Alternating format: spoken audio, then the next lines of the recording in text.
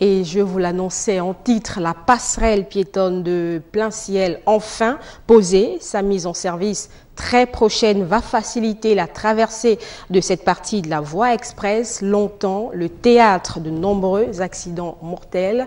Voyez le reportage de Gérard Magnagna, Rodolphe Yelemve et Olga Confort au Kinkali.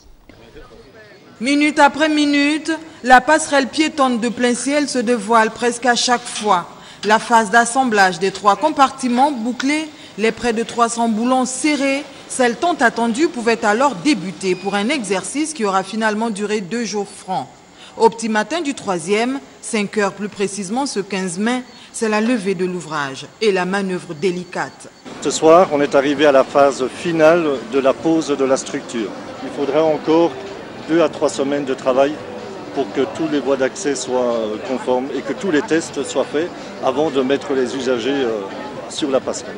C'est un soulagement parce que ça fait de nombreuses années éventuellement que j'habite deux quartiers. Au vu de multiples accidents qui se passent dans le coin, il était de bonne loi éventuellement d'avoir ce genre de passerelle. Je remercie vraiment le président pour les enfants qui traversent la route en tout temps. On va quand même vivre un peu en paix. Cette matérialisation résulte donc d'une programmation progressive de l'action du gouvernement en matière d'infrastructures de développement. Le ministre d'État Oyiba le rappelait à juste titre en tout début des travaux.